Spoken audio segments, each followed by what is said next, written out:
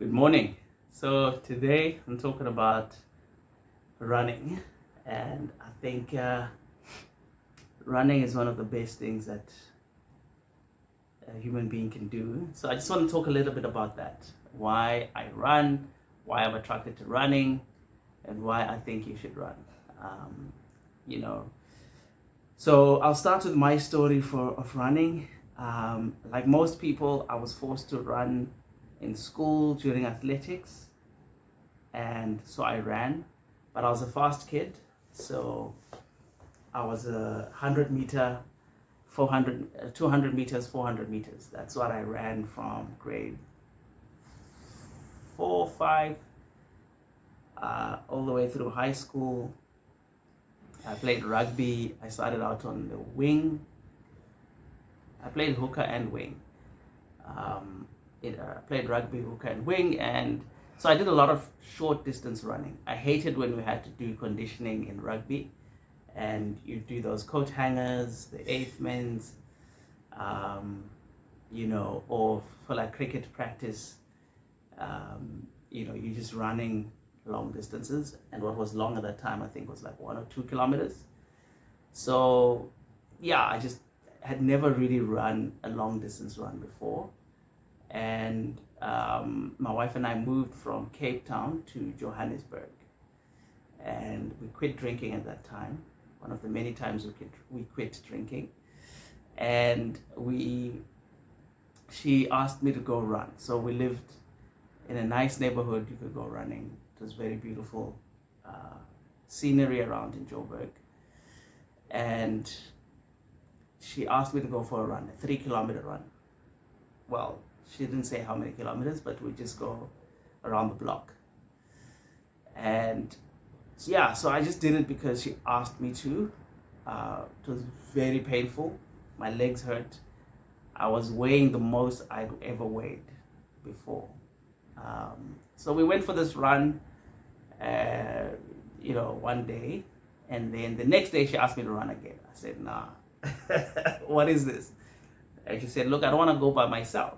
So I was like, okay, I guess I gotta do this. So I went out again. And for that week, we went out, I think, 4 or 5 times. It was very, very painful. This was in August of 2017. Yes. And we did it. It was very painful. And then we went to Pretoria. And when we were in Pretoria, we went and did some sightseeing at the Union buildings. And at the Union buildings, we had a picture of us taken. And I saw that picture and I saw how much weight I had gained.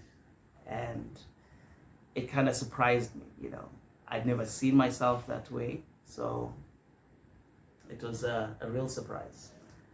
So anyways, I think that also got me to say, okay, let me be more active, right? And do more running. So I thought, okay, cool, let me do this thing. So from August, we started running here and there. It was not consistent at all. And we stopped for a while. And then I came across this video on YouTube of I was looking for videos on how to improve your speed. Yes, I remember struggling with that.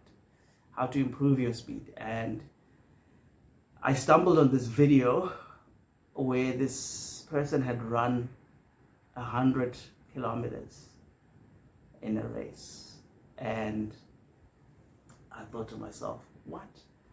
100 kilometers? That's impossible. And then I started finding there's a whole community out there of people who do 100-kilometer runs, 100-milers, 50 miles, 50 kilometers, 26 miles, 42 kilometers. And I just thought to myself, could I do that one day? Could I actually do that? Because I'd never run more than maybe 10 kilometers. school forced you to run. So I think the most we ran was like 5 or 10. I can't remember. So we ran. And I just liked the concept. I liked the idea. And the seed was planted in me that I should run 100 kilometers. Or could I run 100 kilometers? I remember September, October, November of 2017. It was just sitting on my mind, and I was watching, videos on YouTube. And it was just something that drew me to it. Something about it just drew me to it. And in that time, we started going to running clubs. I remember Bram Runners, I think, Bram something, in Bramfontein. We went there, we ran with those guys. And up until that point, I don't think I had ever run. I had walked 7 kilometers before, but I don't think I'd ever actually run 10 kilometers or something like that. So running in a group within Joburg CBD was quite a great experience, actually, with that running club. We went there maybe 3-4 times, and one time we ran, I think it was 10 kilometers, and we had pacers, we had a whole community group. It was a fantastic experience, but I surprised myself, because up until then I'd been struggling with 3 kilometers where we stayed, because where we stayed there were a lot of hills, right? We stayed, and going up the hill was quite painful, and we lived at the bottom of the hill, so every run started with an uphill, So yeah, then in October, I remember this idea got planted in me that I think I'm going to run 100 kilometers. And I think the idea was I wanted to do something that is so far outside anything I'd ever done in my life. It was so far outside anything that I was thinking of doing, and it was so far outside what I thought I was capable of. So I thought, this is a challenge to me as a person to say, can you do this? And so I thought, okay, I think I can do this. If I do this, I prove to myself that I can do whatever I put my mind to. I think the words at the time were just, I wanted to prove to myself that I am who I am. Something like that. So I decided, okay, maybe I'm gonna do this. I'm gonna run 100 kilometers. And I just started training. So I just found videos, I started training from 2018 onwards. I think I ran a minimum of 100 kilometers a week to up to 160. So there was a time I was averaging 160 a week, 140, 120. I built up to it from January up until I was running 60 Ks on a Saturday. I would run 30 Ks in the morning, 30 Ks in the afternoon. I would run 40 Ks in the morning, 20 Ks in the afternoon, right? And this was the training. But the structure that I had when it came to training at the time was, I didn't know how to train, what to train. I didn't know any of that stuff. All I knew was, I said to myself, I'm a runner, I run. So every day I just had to put my shoes on and go for a run. A lot of the things I've found along the way, that you need to have your rest days, you need to have recovery runs, you need to do tempo runs, you need to do, intervals, splits, right? So you hill sprints as well to train your legs, that kind of thing. So I found that along the way, and it became the spice or the variety that made running fun. But I was so committed to running that all I had to do was wake up and run. And that was the one commandment, is no matter what happens, I'm going to put my shoes on and I'm going to go out. And it was so powerful in terms of attachment to my identity that I would get up and go regardless. I mean, I remember at the time, I had shoes with holes in them, running shoes, but I promised myself I'm not gonna buy new shoes unless I like prove that I'm serious about this, you know. So I ran with those shoes with the hole for about 6 weeks, and I'm talking about running every day, and running 5-10 kilometers a day, at a time, sometimes twice a day, you know, 21 kilometers. And yeah, if it was raining, I ran. If it was cold, I ran. If it was hot and burning, I ran. It did not matter what conditions were happening out there. All I knew was I'm a runner, I run. So I put my shoes on and I go for a run, no matter what. Whether I was running fast, whether I was running slow, it doesn't matter. I'm gonna go for a run. That's it. That's all that mattered, right? And so I did that. That worked very well. I mean, it was so simple and so connected that my wife felt like, whoa, one day you're just running with me and the next thing, boom, you're just gone, right? I just became obsessed. And I remember this is where, you know, so initially you're running, I'm like 90 kilograms at the time, and I need to lose, I don't even know what I lost, how much I lost until when, but all I know is I was like 90 kilograms, and I then, what happened? Yeah, I was 90 kilograms when I started running, and I just kept going out every single day that I started losing weight. And suddenly, everything that I thought was impossible was just melting away. So I remember the 10-kilometer barrier, I was like, whoa. And then I ran 12 kilometers, whoa. Then I ran 15, whoa. Then I ran 21, then I did 30, right? It was just going, and then I did 40. I was running 30 or 40 kilometers on the weekend, on a Saturday. On the Thursday, I'll do a 21K run. On the Wednesday, I'll do like a 15K run. On the Monday, I'll start with like a 6 or 7 kilometer run. And alarms, and this is an old alarm now. So,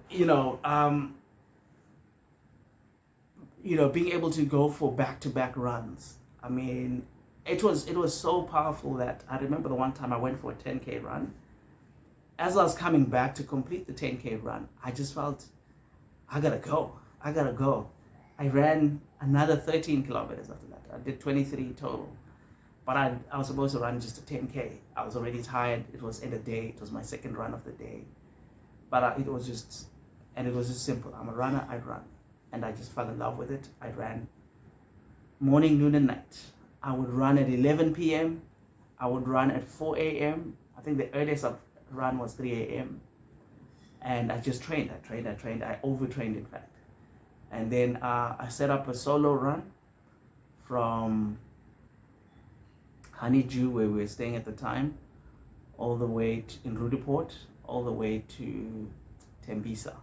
But I used the Edenvale route to go see my parents. Well, to end the race at my parents' house. And it wasn't a race, sorry, the run. It was a solo run. My support was my wife. She was, driving the car, getting me food and water and things that I needed along the way. And it was one of the most excruciating experiences of my life. Physically excruciating. Complete and total. It was just mind over matter at that point. I mean, I remember at kilometer 80, it felt like my knees had broken into pieces and the bones in my legs were fragments. And every time I ran, they were crunching against each other. That's how it felt. It felt like every bone was a small piece being crunched as I took each step. I was probably running slower than people were walking. I was doing the running motion, but I was probably barely moving. Because when I saw the videos at the end, I thought in my mind I was moving. I was barely shuffling it. I just couldn't. That was kilometer 80. So the first 50, I was fine, I was good. Ooh, at 80, it was going downhill. It was going downhill. I had to get my wife to come in and, to come earlier to the next stop, to get me some energy packets, some water. And then she joined me for the last bit because I was finished. And running with somebody makes a difference. I don't like it, I don't enjoy it, but when you're in a race or something like that, you need the support. It makes a difference because I was able to finish the last 14 kilometers. I think she came in at 86 and we finished it together.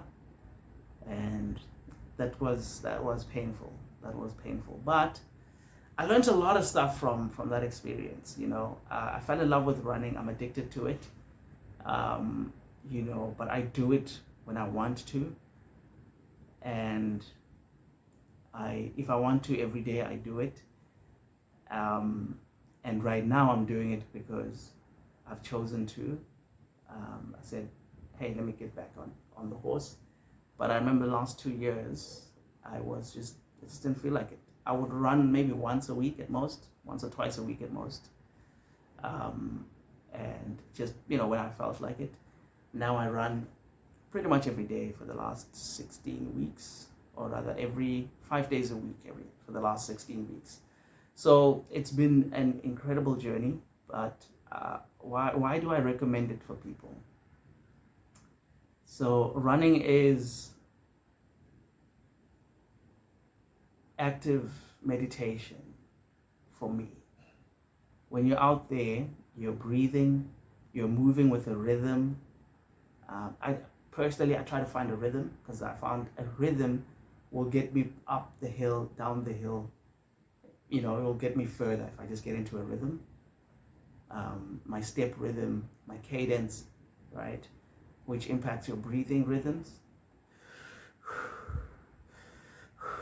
So with each breath, can you go for how many steps are you taking? So you end up with a cycle where you're breathing in, right? And you're taking 4 strides. You're taking 4 strides.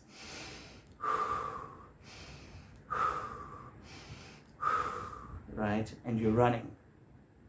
And it's a cycle, breathing cycle, and it's a running cycle. And that rhythm can put you into a trance, right? A real trance, where it just runs on its own. Your body knows what to do. You're breathing in and out, and you're churning your legs. You just stay in that rhythm, stay in that pocket, and your mind can go. And in that moment, you can meditate. It just happens. Your body takes over, and it starts running on its own, and your mind is free to just go, right? But it's not like you do it to yourself. It just happens. You just achieve that state. You enter a certain state if you run for long enough, right? And I watched, there's a singer, Kabelo, from TKZ, I think. Yeah. He's a pastor now, and he says, for him, running is him talking to God, right? And I think there's a connection with the universe that you have when you're in that rhythm, in that pattern, especially when you're outdoors with the trees. I got to know Joburg through that, to really know it well. I remember I used to run up Witkoppen all the way up to Fourways Mall and then down William Nicol, I think it's called Winnie Mandela now. William Nicol, down Republic. And yeah, so some of the lessons on that road, early days when I was still 90 kilograms or so, people would pass me running and it didn't bother me at all.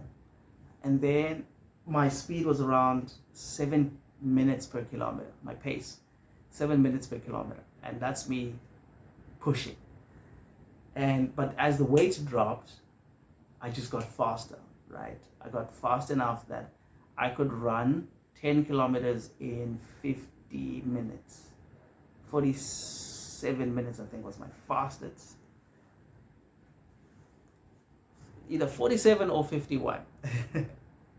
Yeah, but around 50 minutes, 10K run, I could do that. So now I gain the speed. I'm running 5 minutes per kilometer. It takes me 5 minutes to run 1 kilometer. That's, if I'm just running long distance. Shorter ones, 5Ks, what was my fastest? 5 kilometers, my fastest was 22, 23 minutes. So I don't know what that is. Yeah, 4 minutes something. I've done intervals that were faster than that as well. But yeah, so as I got faster and faster, I could now pass those people who normally passed me as I was running. And I remember in Cosmos City, up South Africa Drive, I would be running there sometimes and these guys would pass me. That was the first time I remember this, that I was now running fast enough for me to pass them without breaking a sweat. And, they obviously are now like, this guy. They start increasing their pace. Easy pickings. Easy pickings. I lapped them. And then I fell in love with this thing of lapping people. And yeah, from then on, I couldn't allow you to pass me. Except on William Nicol, I believe the Zulu guys, these guys that would just run there. Nah, those guys were crazy. I don't know what they were running 3 minutes per kilometer. I don't know. They're Kipchoge level. Those guys, no, it's fine. I'll stay in my lane, But yeah, this idea that, and why, the main reason I hated being passed is sometimes I would be in that meditative trance. And when somebody passes you, their energy interrupts your energy. It breaks your pattern. It takes you out of your rhythm. And you feel like you're woken up kind of thing. Because when you're running in that state, you're not thinking about your legs. You're not thinking about your lungs. You're not thinking about your back. You're not thinking about your arms swinging. You're not thinking about your breathing. It's just happening on its own. Then somebody passes you and you kind of come back to, you're back in your body. You're now focused on what's happening in your body. And I hated it. Absolutely hated it.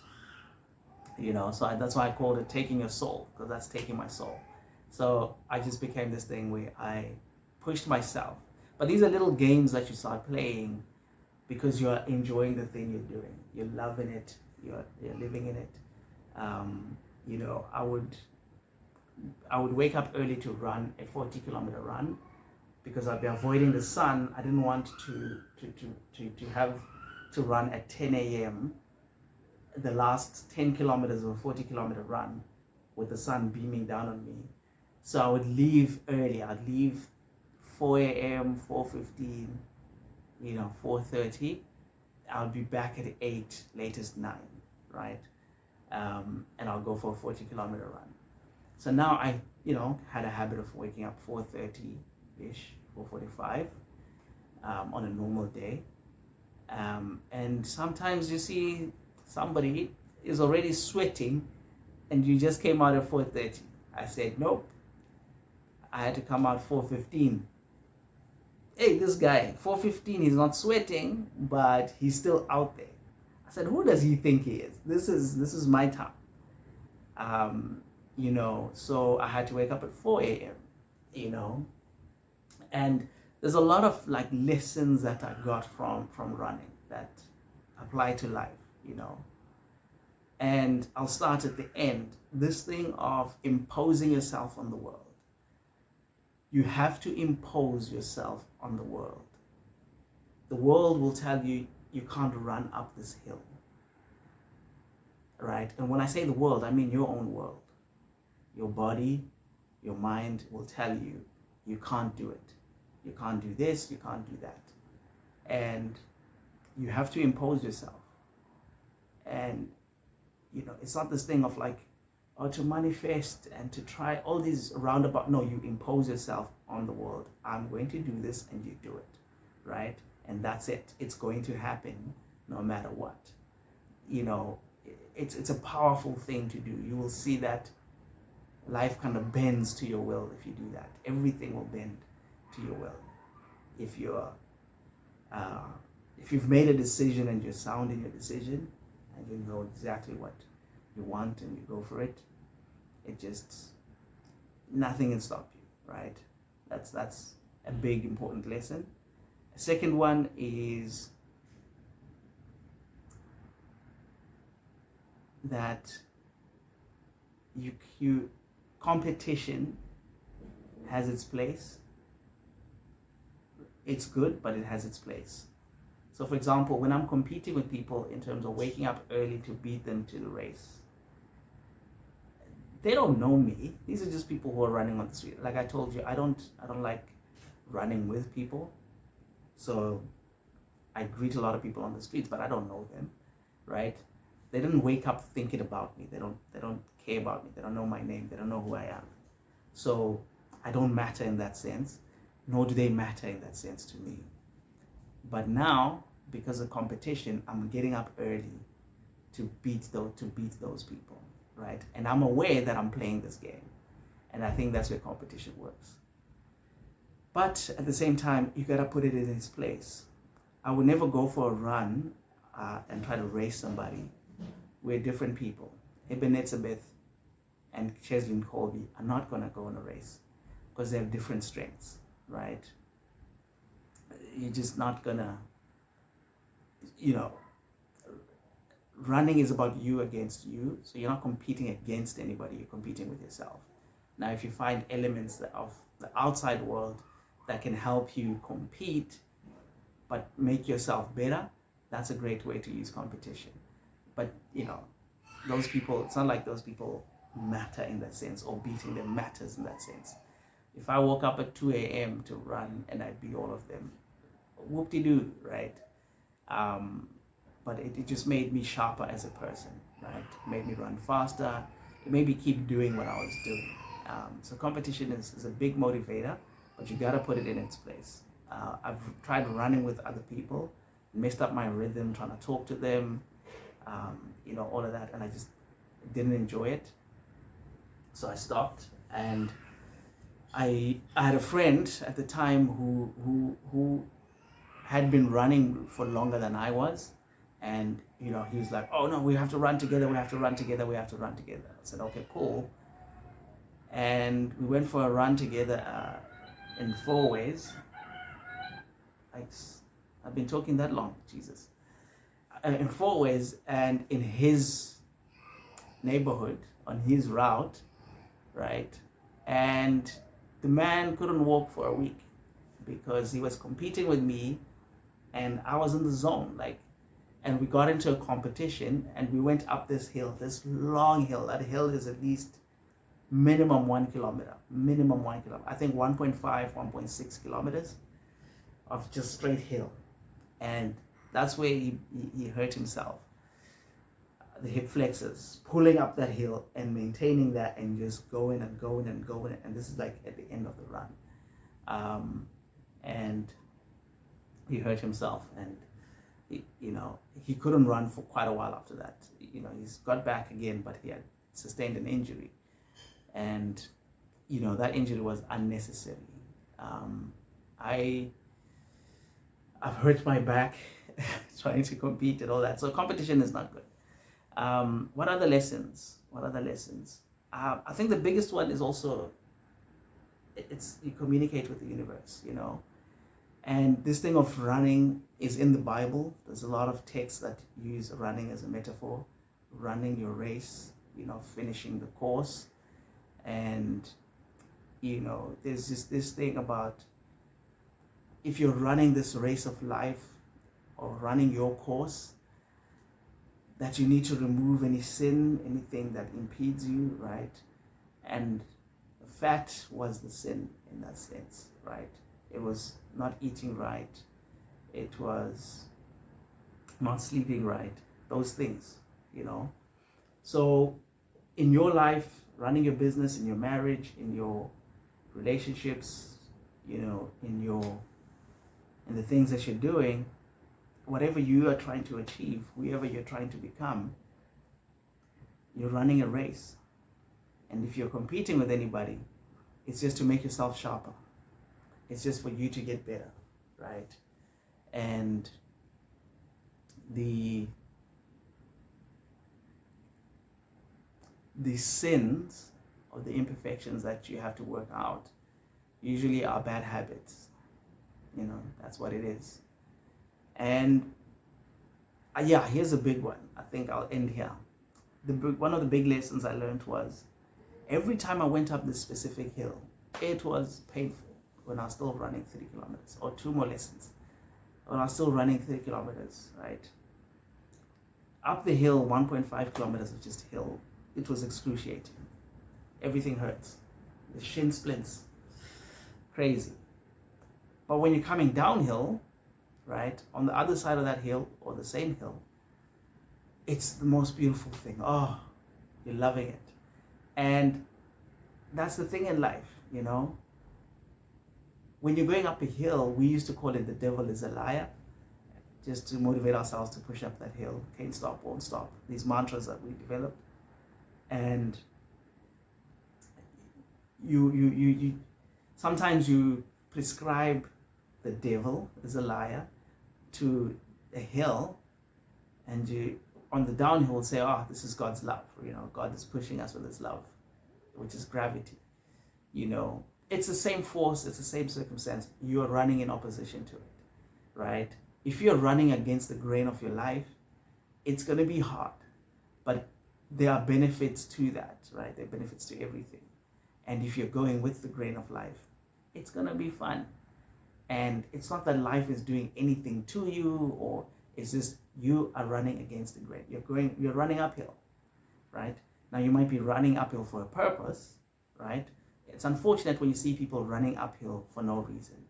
I have those tendencies sometimes to make things more difficult than they need to be, or more complicated than they need to be, because I'm a very intellectual person. So, I can easily start making things more complex than they need to be, and simplify things, right? If there's a purpose, you go for it. If going for it means you have to go up a hill, then go up the hill, right? But if you don't have to, then take the downhill route, right? That's a big one.